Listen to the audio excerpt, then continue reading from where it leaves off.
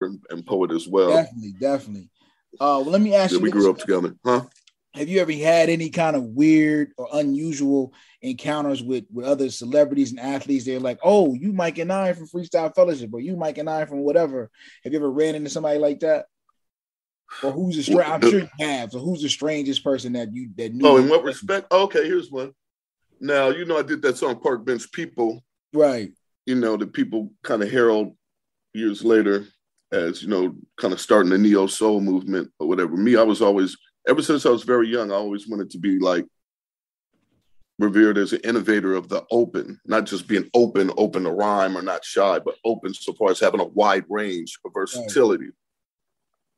And that's why it was important for me to learn patois and lingua and Cockney and all of that. Shout out Cockney O'Dyer, by the way, and Divine Style and Scheme Team, because him and Don Jaguar used to help me translate, the reggae tunes and the dancehall tunes. And, and obviously, the dancehall DJs, MCs, they had a rapid fire delivery of sorts already. Right. But strange enough, I do the song Park Bench People. And later on, I want to shout out Jose James. He did a wonderful cover of it, a couple of covers. He did one with a Philharmonic Orchestra as well. So he kept it real. And this is like a couple years ago. I mean, many encounters, many different people. But this one I want to start with. He's like, it's only fitting that I turn you on to who the originator and author of this song is, because Anita Baker just fell in love with the song. Wow.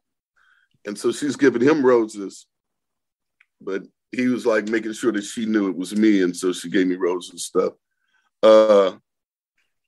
Forrest Whitaker, he was a fan. Myka9, Anthony Anderson, wanted me to play when he got one of his first little roles. Let me see. Honorable mentions. I wasn't able to go to Washington, but Obama, them, they knew what was up. That's insane. But strange, or like hanging out with Woody Harrelson and Wesley Snipes. Right. You remember Guadalindas? Yes. Yeah, so we used to just go out there, and our whole thing was we call each other just go there and dance. Even if nobody was there, we danced like nobody looking. Right. We'd say, hey, man, I need my dance partner, man. But, careers eclipse each other, of course, through the years. But just, I keep naming them and stuff, and people like, oh, I'm like, oh, man, it's cool. It's like, but they fucking with you because you kind of got a little bit of something. And all the star type people were very supportive. Bo Keaton, Tyson Beckford, all kind of people just very supportive of my group as well as me, whether I was doing something for myself or something with the group. Shout out Zulu Nation, all kind of people. Rest in peace, John Singleton. He wanted to manage us first before Kedar Massenberg. Shout out Kedar. Shout out Kwanzaa. And I hadn't seen Kedar, bro. Word up. And, through the years, people kept it cool. I can't take this call right now, but I'm doing a shout out Biz One producer extraordinaire. He did Delusions of Grandeur, a song I did called Delusions of Grandeur, sick style. But, dropping names, stars. Man, folks, I remember one time Fellowship did a premiere show. I don't know if it was at like Whiskey, like late 90s or something. But it was packed. But it was like backstage, so many other artists. I mean, not just hip hop artists, jazz artists, rock and roll people, funk people, actors, actresses, because at the Good Life, you was getting that after a while. People started not only tapping into the talent pool, but they were just coming to hang out, 90210 and all that. That's heralded. Right. Got to shout out Ava DuVernay, my sister Ava DuVernay, and she chronicles that in our documentary, This Is the Life. And speaking of documentaries, I got to shout out DJ Bonds, Elements, got to shout out Kevin Fitzgerald, Freestyle Art of Rhyme, and even books. Got to shout out Brian Cross, B+. It's not about salary. And anybody else that's helped through the years document. Speaking of books, I'll make a shameless plug. My book will be done soon. It's called My Kaleidoscope. We're just doing the rough drafts and stuff now. Oh, I'm definitely going to have you give me one of them, bro. Yeah. I got like 900 to 1,000 songs I've been on and wrote. So they can't fit them all in, but, I left it up to their creative vision to pick whatever 60 or 70 songs they want to put in there just for documentary. They're talking about doing the volume 1, volume 2, volume 3. But yeah, star-wise, trying to think. Yeah, I used to holler at little starlets and stuff back then, hanging out with people, because I used to hang out with Adam Salzman and David Salzman's son, and I already knew, Big Quincy Q and them, and Elion, shout out Paul Stewart, Power Move Productions and stuff, and Shane Mooney, and rest in peace to Paul, Pops. Just that energy over there. Got to shout out the homies. Remember Man? Shout out. Let me ask you this, fam. Definitely a lot of star recognition. Just in closing, I mean, like, even before niggas blew up, you know what I mean? Like, I was friends with Pac, I was friends with Biggie, I was friends with Big On, and all of that. I was friends with, rest in peace, Carl Thomas, like, just because I could sing too, D'Angelo, all that kind of stuff. And just, so it got me in different fields and interests, different exposures on different things. And I studied a little Meisner, Strasberg. I didn't really take the acting the way I wanted it to, because the rap was starting to take off. But, just athletes and stuff. I used to hang out with Kobe, rest in peace, before he started getting that Mamba mentality. His other homie, Dirty Rat, you remember Dirty Rat? Yeah. He used to kind of hang out with Shaq. So I was on that other side, kind of like, when me and Shaq was cool too. But again, careers eclipsed themselves. Go ahead. Yeah, man. Let me ask you this about the state of music right now, man. I feel like in certain respects, it's a lot of disposable art. Like, it's not like it was when we were kids, man. We get them jazz records and look at the liner notes, look at where they recorded at, you know what I'm saying? And I see these young kids now, they're just kind of making music as opposed to making art. I just wanted to know what your feeling of that was. Feeling on what? Musicality? Yeah, musicality. You feel like... Yeah, you mean you're talking about the theoretical approach to music, so far as like sight reading and the different tenets and the different facets of the music picture? Right. Okay, I'm just trying to sneak a little quick text.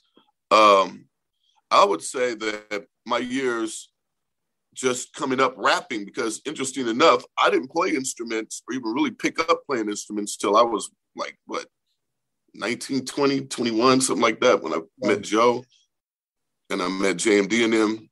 And I remember my dad gave me a trumpet and I was able to take to it pretty easily. I guess, be it genetics or whatever, but I already had a bit of an embouchure because I like to whistle and already rapping and stuff. But during my years coming up, music programs were very, very limited in school, elementary, junior high, and high school, unless your parents were really pushing you and paying for lessons. So theoretical, however, when I started playing trumpet and learning, I got to shout out John Bukowski Jr. He used to play for Tina, rest in peace. And he did some of my earlier demos and stuff that helped me get my first real record deal with Arista. And I did one of the first R&B rap thing other than Melly Mel and them for Carmen Carter, a song called Always. Shout out, rest in peace to DJ Rob One. That was one of his favorite records. And also the Wailers. Shout out Greg Ski Royale. Greg Ski Royale. He used to do a lot of remixes and stuff. So I was on a Wailers remix around this time. But I learned how to produce and learn multi-tracking and started learning about mixing and how you do the demos and pre-production and post-production and big studios, those Neve flying faders, learning about automation and oscillation and panning and frequencies and learning about arrangement, composition, bridges, Berry Gordy, A-B, different song structures and formulaic approaches to the industry. And how to use my voice in different ways. And theoretically speaking, between that experience and learning, as well as picking up and hanging out with the jazz cats all through the years, and got to shout out, rest in peace, Billy Higgins, rest in peace, Horace Tapscott, got to shout out Daryl JMD Moore, shout out Dwight Tribble, shout out Don Muhammad, shout out the World Stage, and shout out the homies, Terrence Martin and Kamasi Washington and Joseph Lineberg and just different cats I'm running around with. And we all, taking the music to another level, because even though I rap, everybody want to rap. It's like the Black Man Gold Mine at that time, everybody panhandling. But when a DJ and make a beat or something, we're taking it to the other level, applying, aspects of music theory and learning scales and chords and things. I just think overall it made me a better MC and a better songwriter and just a better feature artist, or I just knew after a while I was able to bring something to the creative environment after studying different time signatures and timbre, color, harmony, major minor scales, chords, blues, forms of music. Just you were able to kind of listen to a song and kind of hear what the borrow might be. Oh, this sounds like that, because you start getting a wealth of knowledge of different tunes and standards. And where some people kind of get that photographic memory, I had a bit of a melodic kind of music memory in an audiophilic sense. So overall, just as much as I study music and stuff, it helped. And I got to a point where I was able to sight read slowly, break down tunes, standards, especially if I already heard it. I'd be like, oh, okay, that's that note. You put everything in the B flat for the trumpet, whatever. But I kind of put that to the side. The formal playing the trumpet, walking around with trumpet, playing the trumpet, I don't know, was it 15 years ago, 20 years ago, something like that. I picked up the other day. Shout out Malcolm again. He's trying to get me to pick up again. And I still got tone. I still got my attack. It's about the whole tones, but it definitely helped my win. And the embouchure of the trumpet, of course, relates with the chopping. So it helped me articulate those consonants and vowels. And in general, just helped me appreciate music across the board, from punk rock, speed metal, jazz, fusion, Bajan's Indian music. Say rest in peace to Lata Ji. She just died. She was one of our premier vocalists in India. Right. She just passed on. And just the tragedy tunes, and living in New York, living out here, living in the Bay, living in UK for a minute, hanging out there rather, and just kicking it with the electro DJs. You'd be surprised. You got a dope dubstep DJ that also could just be a wonderful musician. So I want to shout out Gino Chino. I want to shout out Paul Switch. I want to shout out DJ Bago. Those are the homegrown crew, Mimosa. I want to shout out Kemp's. And even the new and up and coming cats that are into the grime scene and stuff. I want to shout out Jumanji. I remember last year before last, I did a festival with him, Scorching Heat, and he just kept saying the word finesse. But yeah, man, the musicality and studying theory in general and taking that serious was almost like an unfair advantage that I, or we, because I know you study too, have had over just MCs in general. That etiquette, that showmanship, that being able to interact with bands and stuff. When you tour in Europe at the age of 21, 22 with some of the finest musicians, and you're on the bus and the rappers are in the back of the bus and all the musicians in the front, I'm the one somewhere in the middle hanging out with Ron Jordan and Max Beasley and these cats, and letting them get an idea where we coming from and get an idea where they're coming from. And along with the jazz musicians, because, you got these music elitists that are like, well, if this cat can't even play, or he's sad, I ain't even going to waste my time. But luckily enough, older cats, male and female, showed me a few of the things that not only helped me understand the music language, but also, again, inadvertently made me a better MC. Right. Better vocalist, vocal leads, transcribing those jazz standards and, all that kind of stuff. Go ahead. Yeah, if that is such a thing to make you a better MC, you are the epitome of that, man. So yeah, we're gonna be wrapping this up pretty quick, bro. Got about 10 more minutes. Yeah, let me get into my last couple of questions. I got 2 more questions, man. All right, and I'll be more brief. Go ahead. Real quick, man. If you had a chance to have dinner with 5 people, dead or alive, who would they be? My mom, my dad, my older brother. Mom, dad, older brother,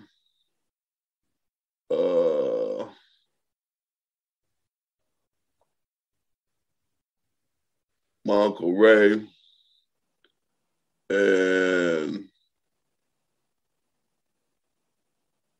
that's not enough people, but I got it's one more family oriented family. But because, the homies are still in my heart, I can still hear Mean Green. I don't know, Mike, and the Turk Market, Plum still work at the Turk Market and stuff. Shout out to Turk Market.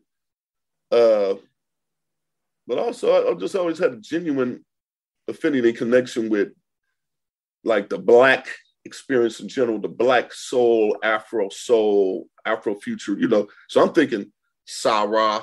I mean, you know,